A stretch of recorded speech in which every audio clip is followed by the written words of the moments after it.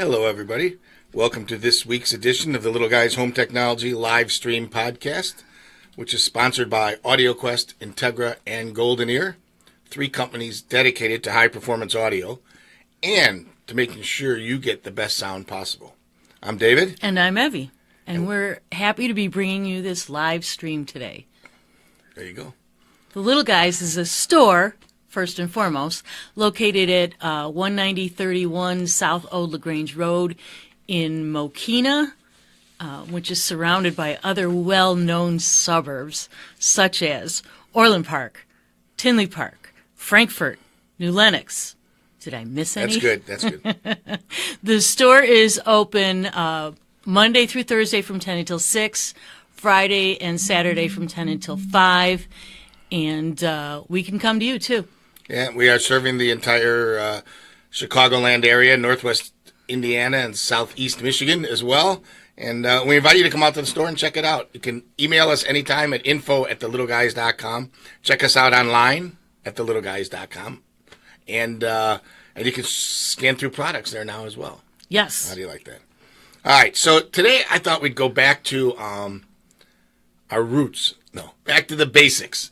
What 98% of the people, I'm probably in the 2%, but 98% of the people in this industry got into this industry or into this business because of, and that's music, right? Okay, for me it was a job moving boxes as a stock kid, but the reality is it's about music. I mean, that's our love for the equipment itself.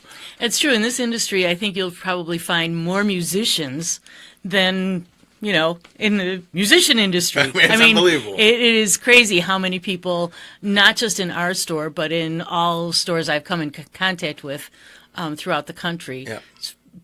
The people are musicians first. So, and for us, it started out with stereo equipment. I mean, whether it was an all built-in-one compact system, whether it was a receiver and speakers and turntables and 8-track players and reel-to-reels and cassette decks and all the rest. And there were a lot less choices then, I think, in terms of options that you could go to. It was done differently. There's obviously additional sources available today, which we'll get to it at some point. And the first thing I think I want to talk about or we should discuss is what do you listen for when you're picking out speakers, when you're auditioning speakers? What do you check out? What's has there been any changes? Do you still want the same thing? I mean, at least for me, when I was first starting doing this, I just wanted a big box that rocked. I wanted it to play loud and thump and lots of bass and really just play loud. I mean, it just needed to be loud. That was my priority. I didn't know any better. I thought that's all that mattered, and let's go. Let's make it play loud. As time has evolved, we start to listen for different things, or I don't know if our tastes are better. Maybe it was better off just being loud, but if our tastes have changed or our sophistication when it comes to music has changed, certainly our listening, the things we listen to, most people out there have expanded. They're not all in a music time warp like I am, 60s, 70s, that's it. But what do you listen for? So let's talk about some of the specifics to when you're auditioning speakers that you should listen for. Accuracy, I think, is one of the first things, and that is that the guitar string sounds like the guitar string, or the piano key sounds like the piano key. The voice sounds like the person who's singing. You want accuracy. You want a speaker to accurately reproduce the sounds that come to it. And I don't care what kind of speaker it is. And we're going to talk about all the different choices that are out there, but whether it's an in-wall, in-ceiling, floor model, rock tower, any speaker, you want accuracy. You want a speaker to accurately and faithfully reproduce music the way it was intended to be heard. And then it doesn't matter if you like jazz or rock or classical or blues or whatever it is that you're into, country and western. Country and western. It doesn't make any difference. It's if a speaker's reproducing accurately what's there, it should be okay. It should be right. I mean, it should be an accurate speaker. Now, there are speakers that favor mid-range a little bit, and there's some that favor high frequencies a little bit, and some that have a little more bass. But overall, the accuracy of the speaker is a critical component, and that I don't think has changed. You always want it to sound like it was intended to be. Right. For your ears. Yeah. I mean, that's something else you have to point out is that everybody hears just a little bit differently. And, when listening to speakers, somebody might love a speaker. This is great. This is awesome. And the next person's like, that really hurts my ears, because it's, to them, the high frequencies are super shrill. So, you really have to listen to numerous speakers. Personal preference has always before been you find a the ones factor. that you absolutely love, yes. So, imaging. When I first started doing this thing, I didn't know anything about imaging. I just wanted it to play loud. And now when you listen, the only thing we had, the Beatles, the sound would go from the left speaker to the right speaker, right? And you kind of could tell that.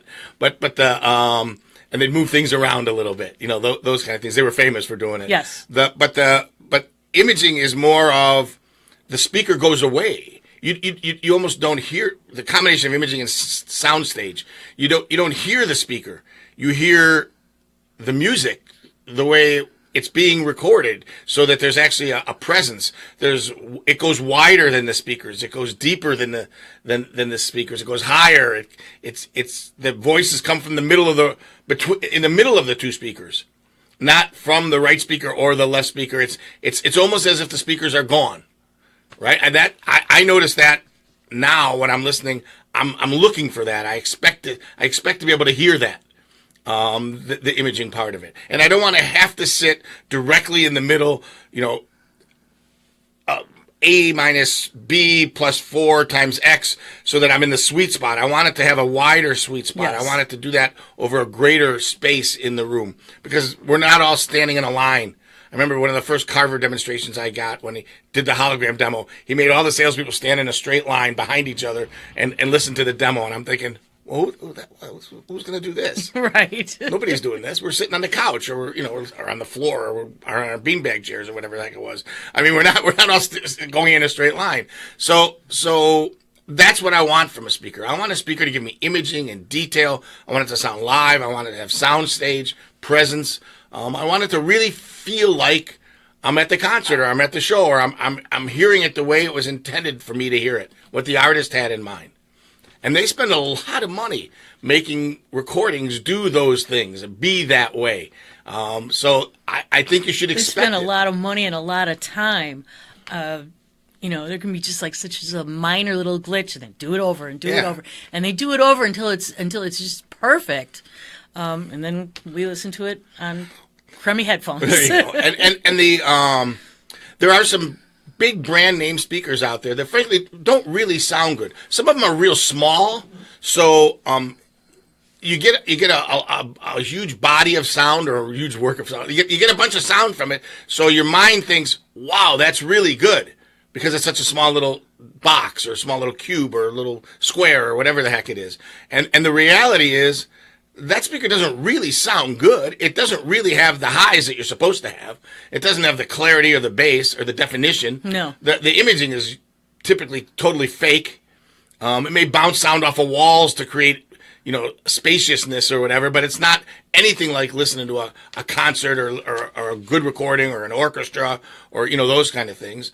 So you really need to listen to speakers. You need to audition them. You need to do it. And I will tell you that in today's world, I especially notice this with the less expensive golden ear speakers, or the less expensive SVS speakers, and it happens in their better ones for sure, but in their less expensive bookshelves and smaller speakers, they still image fantastic. And they really do. You get the detail, the sound stage. They don't sound like little boxes playing music. And I really think that's what you want out of a speaker. That's what you should expect out of a speaker. Now, you take that box and you bring it into your room or your space, your listening area. And sometimes moving it around is important. Where you locate things can be critical.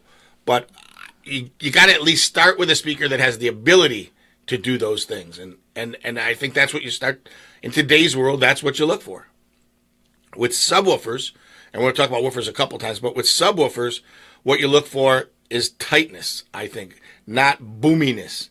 You want tight subwoofers that can reproduce bass at various frequencies, one right after the other, or right. And when almost simultaneously, really. When you're listening to music, it's not that it adds a a boom. It adds a fullness to the music. A body, I agree, 100%. That is exactly what you want from a subwoofer. You want it to just fill the room with bass. Now, you've heard us talk a bunch of times about using 2 subwoofers to help eliminate the null that's in the room, so that one woofer doesn't have to be boomy in one place to sit and non-existent in the other place to sit. You can use 2 subs and kind of fill the room with a smoother, mellower, tighter, more accurate, bass reproduction. Woofers are not essential to a good stereo system, but they don't hurt anything, and they can always benefit the system. I mean, that's for sure. There's less strain on your amplifier as it's focused. It doesn't have to worry about reproducing the low frequencies as much. You can roll it off a little higher and not worry about recreating the real low bass, so the amplifier can better reproduce the mid ranges and the high frequencies. Your regular speakers can focus a little bit more on doing that same thing, and the woofer can focus on doing what it does, which is reproducing bass accurately. So right. I mean, audiophiles probably don't believe in subwoofers, at least not for music. But we've taken some very high-end speakers and added a sub, and the difference was amazing. Well, the one thing I love about audiophiles, most audiophiles, is they are open. They will listen to whatever concept you have or whatever idea you have. They'll listen to it, and they'll hopefully form their own opinion, not talk about something they read in a magazine, but they will listen, and I've never used a good sub to where and had an audiophile guy or somebody who's really into it say to me, well, that makes it worse, I don't like that. They all agree that or should all agree that it can really help, it can really make a difference. Mm-hmm. Subwoofer is a critical part of that. So that's kind of where we're at with what you want from a speaker. Let's go to components, and then we'll go back to the different types of speakers. But where do we get the sound, the components? What are we using to make, to reproduce that sound? Not the sources, we'll do that too, but what are we using? So we still have receivers. Right. Just like we've always had. Most people use a receiver. Yeah. And there's still some good stereo receivers. In fact, Integra just came out with a brand new model that they increased the wattage on their stereo. I just saw that. Is it here yet? Yeah, it's not in the store. Here yet? It'll be here in a It'll week be or here. so. Yeah. But they came out with a new one. There's still some stereo receivers out there. You can still use a surround sound receiver. Sure. As a good stereo receiver. They have good preamps, good amps. Some of them still have phono sections, so you can plug a turntable into them. There's some really good receivers. The place that's expanded significantly, and NAD has kind of led the way, is with integrated amplifiers. So it's a receiver without the radio, for the most part. Right, which nowadays you don't need anyway, because you're listening to tune in, or you're listening to radio over the internet. Some of the NAD integrateds, you can actually just slide a Blue Sound card into the back of it, and now have access to all that internet streaming right in the amplifier without a separate box or a separate component. I think it's like a $3.99 add-on, and you have Blue Sound capability in their integrated amplifiers. And their integrated amps started as little as I believe like $5.99. I think the $5.99 one you got to add a Blue Sound box to, but the $8.99 and this $15.99 model you can actually add that card. You got it. You can add the card, and if you know you're going to do it, we can actually have it set up from the factory that way with the card in it, which is kind of cool. So it's done, calibrated, set, ready right from the factory.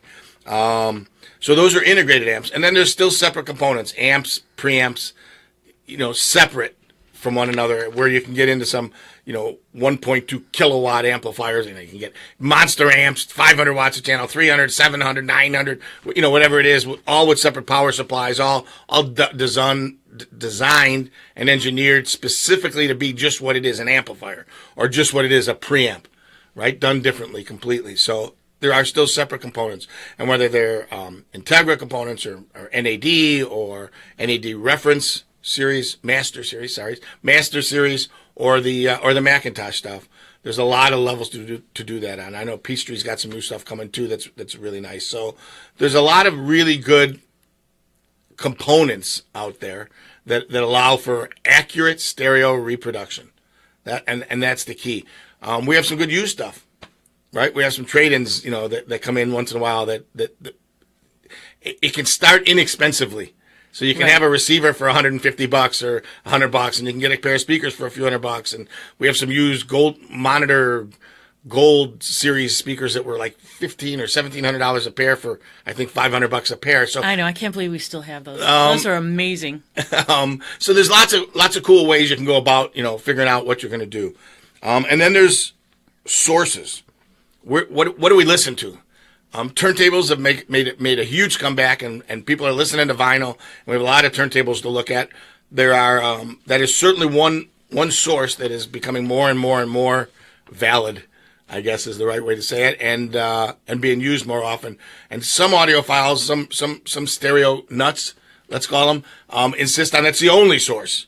Right. Nothing else is acceptable. Now we're open-minded, and we've accepted that there's some high-end streaming sources, and there's some hard drive material within your home that sounds unbelievable. Can be even, I hate to say this out loud, could be even better than a record could be if it's the right res or whatever. But it's just a matter of picking out a source that's comfortable for you to use and comfortable for you to operate. I mean, in today's world, all your albums are at your fingertips, right? You can stream and just say, I want to stream rock music from the 60s, or you can say, I just want blues, or I just want classical, or I just want Elton John, or whoever it is that you like to listen to. You can do that. You can set up playlists of your own music, whether it's stored on a hard drive or stored in one of your portable devices. You can have that play through your system. Mm-hmm. That's certainly the most popular at this point. We still sell CD players, so you can still play CDs, and whether it's one disc at a time or you want to put a 6-disc changer in there, you can. We're selling less and less of those, but yes. But it is still a possibility. There's the Vault, which is one of my favorite pieces, which is a CD ripper that so you can copy your CDs onto the hard drive directly within the unit itself. You need a network connection. You got to be on the internet, and you can see all the album covers, and you can sort it by the artist. You can do all that kind of stuff, and that's a really cool device too. And you never have to go look for your CDs. Right. I mean, it's not like it's a CD changer, which takes half an hour switch from disc to disc or whatever. You put a CD in one at a time, and it records it bit for bit, and the CD pops out. 8 minutes later, it pops out. Right, pops out. You throw it. I mean, eventually, you get your whole collection in there, and then you're sitting there with your phone or pad or whatever, and I didn't even remember I had this, and I can listen to this now, and switch to something else, and it's instant. It sounds so good. As far as the components, I left one out. Blue Sound makes what's called a power node. So it's an amplifier and a streaming box in one that has an auxiliary input, so you could put another thing into it. You could put a turntable if you had a phono preamp. You could put a CD player. You could put something else into it if you wanted to. And it does all the streaming, so it has all the streaming capability for Spotify and Tidal and TuneIn and all that. There's a million of them. Choices as far as what you want to stream and how you want to stream. And they're all Bluetooth now. And you can Bluetooth to it from your phone or your whatever. Your phone, your friend comes over, their phone. I mean, you can just have access to everybody's music. Yep. And so there's all of those ways of listening to things and all those sources to listen to. There's a million types of speakers. Going back to the speaker thing, there's so many different choices now in today's world. Back in the day, if you didn't have a big box speaker, it didn't sound very good. The in-ceiling speakers all sounded bad. Yeah. Right? A long time ago. And the in-wall speakers didn't exist, unless you got really creative. I think those old in-ceiling speakers are all still currently in elevators. There you go. Or dentist office. Old dentist office. So the types of speakers, let's deal with that. Let's talk about there's floor models or towers or whatever you want to call it with typically a smaller footprint nowadays. Yes, they're maybe a little bit taller, but they are definitely slimmer. They're not as deep Boxy. And they're not as wide. Right, and they have some design to them. And for those of you who can't give it up, the Clip still makes the Heritage series, and you can buy a big box, right? They still exist. But the reality is there's some great sounding, narrower towers that use cabinet design and driver design, driver technology improvements, whether they're partial ribbons or different tweeter types, to accurately reproduce music on a level that it just wasn't done as well back then in anything that was that size, right? So it had to be a big box then. So there's some cool floor models speakers. There are bookshelf speakers still, just like there always has been, whether they're 10-inch tall boxes or 8-inch tall boxes, or whether they're, 18-inch, 24-inch tall boxes. There are lots of bookshelf choices. They can sit on speaker stands if you want, or they can sit on a bookshelf. And they also reproduce music amazingly. I think the place where the most technological advancement has come is in ceilings and in walls, because there are in ceilings and in walls in today's world from companies like Sonance and Origin and several others.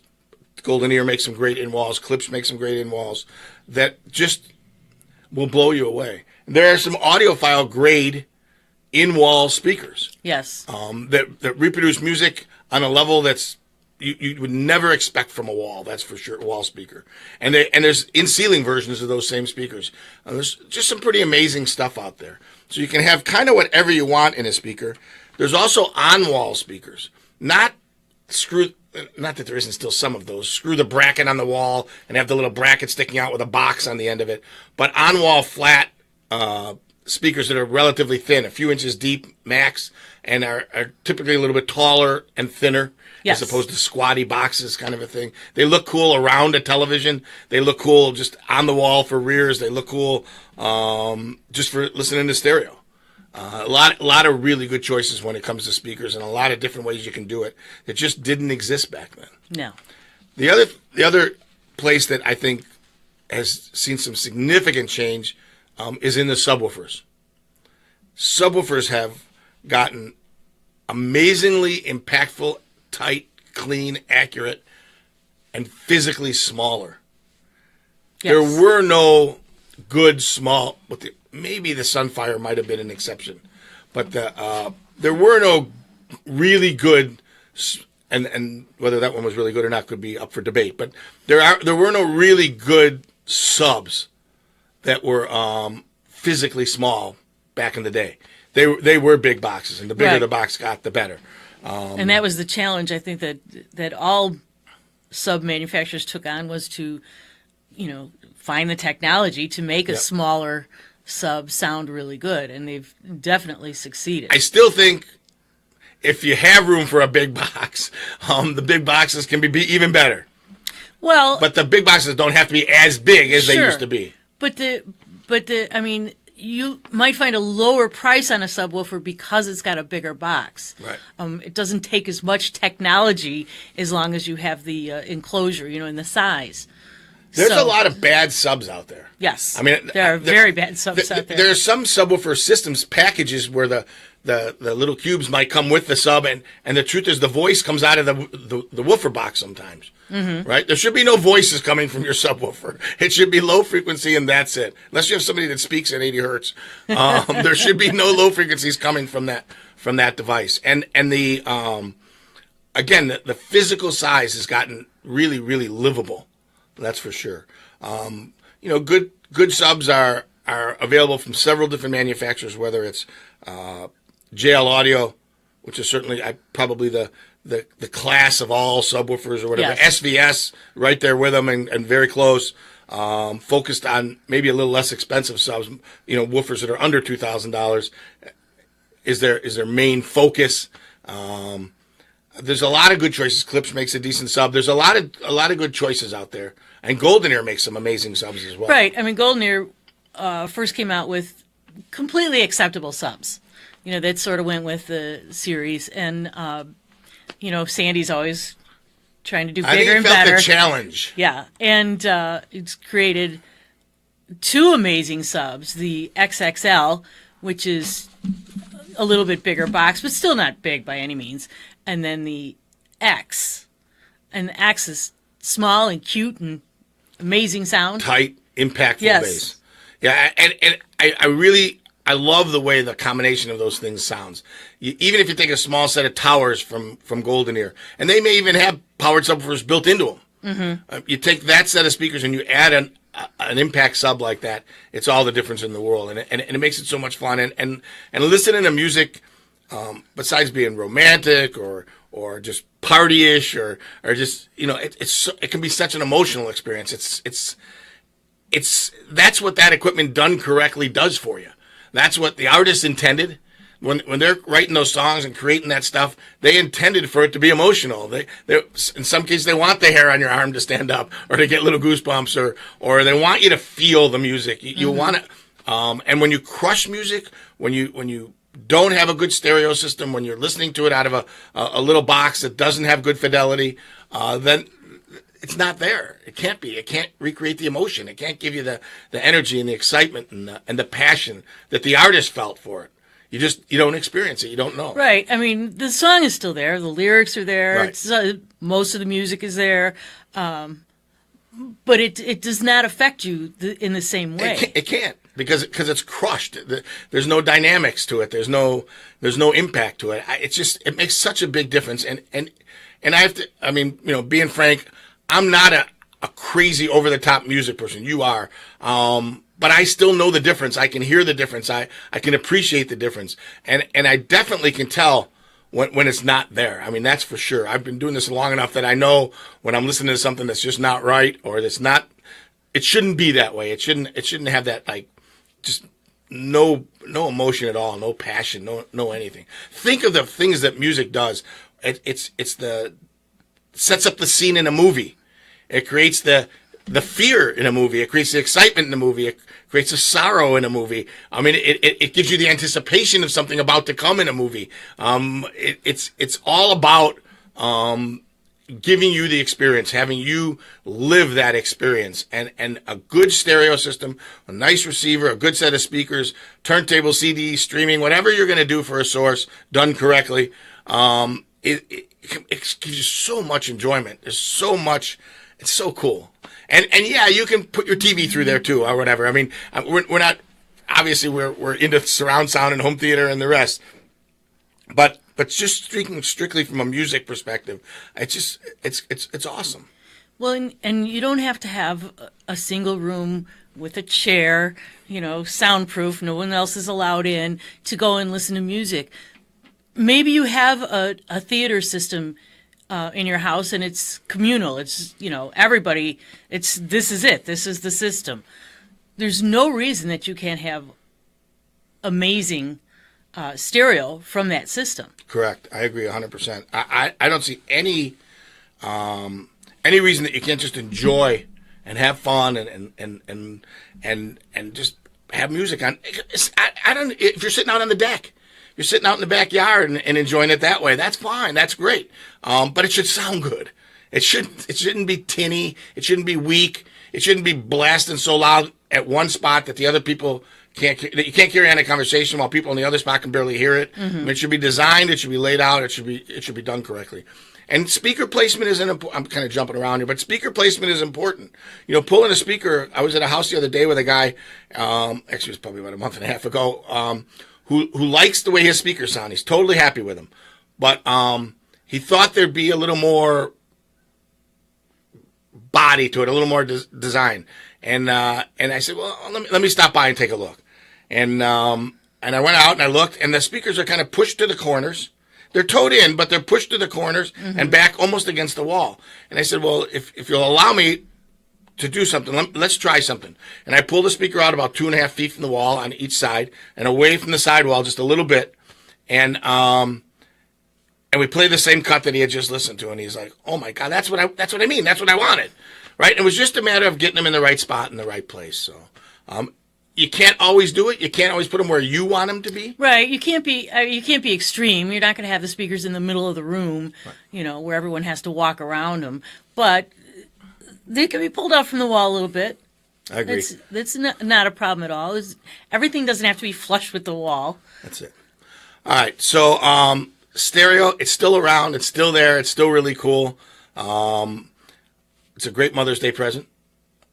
Yep. It's a great Mother's Day present. It's a great anybody present. And just about everybody loves music.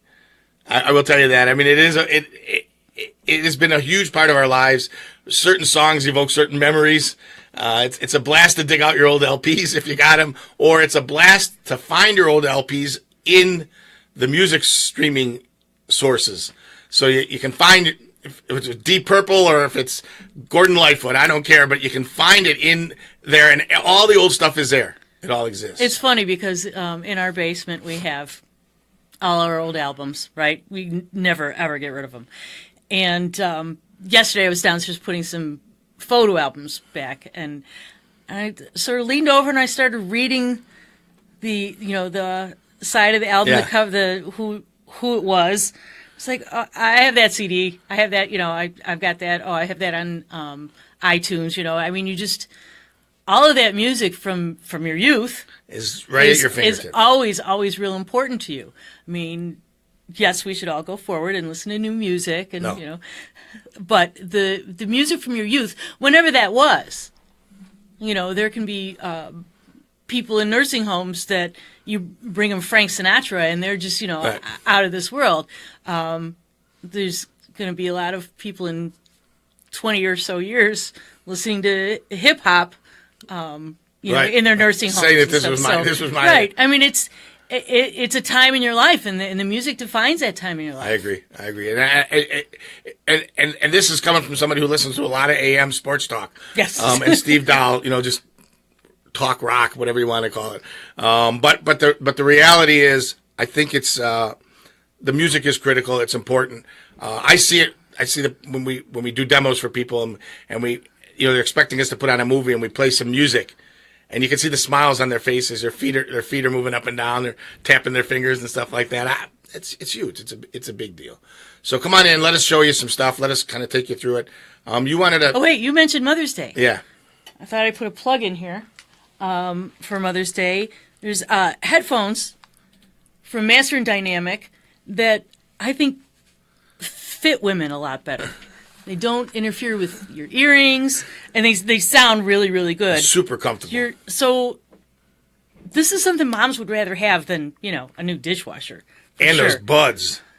Those buds and that the are jammed buds. in their ears. Right. I mean, most moms are probably have to, whatever's left laying around the house is what they're using for headphones. And also, Master and Dynamic just came out with a new Bluetooth smaller version, which, again... Super comfortable. I wore them the other night. You wore the bigger ones. Yeah, I was hanging around the store for an extra hour or so, and I was. See, women's ears are smaller. Yeah. This is what manufacturers don't even what realize. What blew me away was, and I truly believe that while Bluetooth is a reliable technology and works, and we're all forced to kind of use it, from a fidelity standpoint, I think Bluetooth is weak. It is, but these reproduce they sound so good. Well. Yeah. Body, I mean, fullness, clarity. I was really, really impressed. It wasn't just sounds like being forced into my ears. It gave me a feeling of detail and separation and stuff like that. It was really good. So both of them are here. One model's on sale. Yes. This model, which is the wired version, it comes in a couple of different colors. This is white, and moms can rock white. They're probably the only ones that can keep them clean. And they're on sale for $2.99. There you go. So come on in, take a listen to some headphones. We got them where you can demo them and play them and check them out. Come on in, listen to some music. Absolutely. You can bring your favorite CDs if you want, or bring us your phone and we'll stream it from the phone. If we don't have it, although our collection is pretty wide and pretty deep because everybody had some input into it from the whole store. And yes. We have a varied group of people who define music differently, that's for sure. So yes. You'll have that option, including some homegrown stuff, right? So some homegrown music. Yep. All right. We want to thank everybody for listening. Remind everybody they can email us anytime at info@thelittleguys.com. You can check us out at thelittleguys.com. You can come to the store, which is at 191st and LaGrange Road, where Mokina meets I-80. Click on Google Maps and just put in 190-31 South Old LaGrange Road in Mokina. And the store's open Monday through Thursday, 10 until 6, Friday and Saturday, 10 until 5, and closed on Sundays. And you can absolutely call us at 708-754-8844. All right, we are the Little Guys, and we are out of here. Bye-bye.